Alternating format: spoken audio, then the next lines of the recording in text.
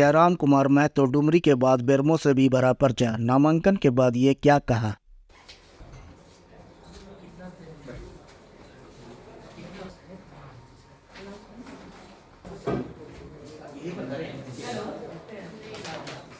कृपया ध्यान देंगे। चुनाव लड़ रहे हैं डुमरी और बेरमो जी। दोनों में कहाँ आप ज़्यादा आश्वस्त हैं? देखिए, दोनों सीटों पे आश्वस्त हैं। डुमरी सीट को मैंने लोकसभा में भारी अंतर से लीड किया था। बेरमो में बेशक मैं तीसरे स्थान पर था, लेकिन 50,000 से ज़्यादा वोट थे।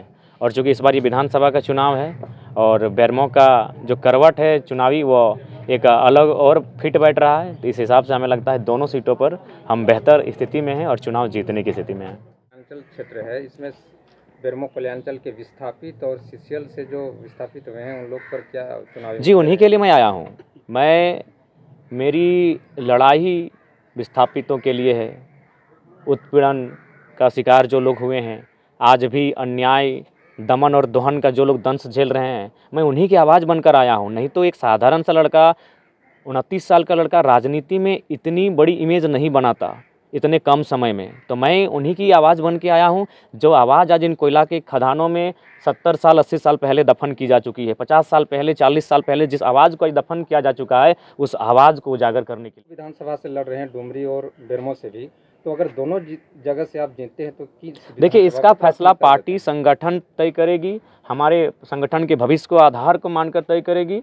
और जहाँ तक आपने दो प्रत्याशियों की बात कही, देखिए दोनों आयु में हमसे बड़े हैं, मानवता के नाते मैं उनका आदर करता हूँ, सम्मान करता हूँ, लेकिन संदेश तो स्पष्ट रहेगा, दोनों व्यक्ति समाजवाद के बिल्कुल विपरीत हैं। और ये मुझे बोलने की और बताने की आवश्यकता नहीं है। उन्होंने अपना हल्फनामा दायर किया है, उन्होंने अपनी अर्धांगिनी, अपने पुत्र की संपत्ति, सारी चीज़ों को दर्शाया है। आप जाके चेक कर सकते हैं कि एक व्यक्ति के पास कितनी संपत्ति है, कहाँ कहाँ है और कहाँ उनका ज़मीन है, कहाँ कारोबार है, ये किसी से छुपा नहीं है। इसीलिए बेरमो मेरे आने का उद्देश्य है सामाजिक न्याय को स्थापित करना। पार्टी में लगता है आपका कंट्रोल अभी कम हुआ, या पार्टी जो संगठन नहीं, पार्टी में जिला अध्यक्ष को टिकट दिए थे गोमिया से। नहीं, देखिए, जिला अध्यक्ष महोदय ने स्वयं हमसे टेलीफोन करके कहा कि देखिए इस बार के लिए हम तैयार नहीं हैं, चूँकि 4 नामों का प्रस्ताव आया कि इन चारों में से अंतिम मोहर लगाना है। तो जिला अध्यक्ष महोदय विश्वसनीय हैं और लोकसभा के चुनाव में काफ़ी उन्होंने मेहनत किया था, लेकिन जैसे उनके नाम की घोषणा हुई, उन्होंने स्वयं हमें टेलीफोन किया था। हालांकि अब वो अगर मुकरते हैं तो कोई बात नहीं, उनका फिर भी आदर है, वो हमारे बड़े भाई के स्वरूप हैं। उन्होंने कहा कि नहीं, अभी मेरी तैयारी नहीं है। तो फिर सबकी डिमांड यही थी कि गोमिया सीट आपका विनिंग सीट है,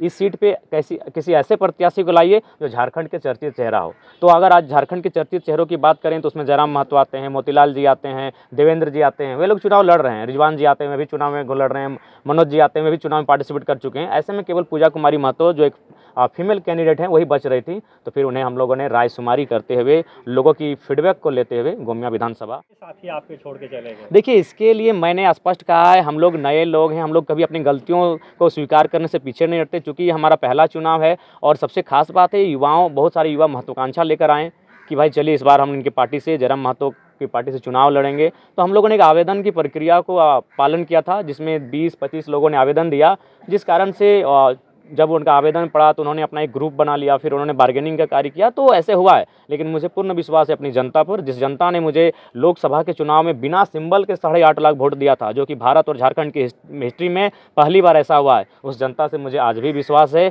बल्कि विधानसभा के चुनाव में इससे बेहतर और हमें आशीर्वाद जयराम दा, आपका अपना विधानसभा टुंडी विधानसभा क्षेत्र है, उस विधानसभा क्षेत्र को आप छोड़ेंगे? देखिए, सबसे पहला बात, मैं जब लोकसभा का चुनाव लड़ रहा था तो मेरा डिमांड धनबाद लोकसभा लड़ने का था, लेकिन मैंने कहा कि नहीं, मैं पहला चुनाव अपने घर से लड़ूंगा। गिरिडीह मेरा लोकसभा है, तो पहला चुनाव मैं अपने घर से लड़ चुका हूं। अब मैं पार्टी का केंद्र अध्यक्ष हूं, मेरे लिए कोई बैरियर नहीं है, मेरे लिए कोई बाध्यता नहीं है। मुझे मांडू में, जबकि आज अगर बेरमो और गोमिया की तुलना में मांडू मेरा सबसे ज़्यादा प्रचार प्रसार रहा है, मांडू में एक माहौल भी बन चुका था मेरा चूनाव लड़ने का। तो चूँकि मैं पार्टी का केंद्र अध्यक्ष हूँ और केंद्र अध्यक्ष के लिए कोई बैरियर नहीं होता है।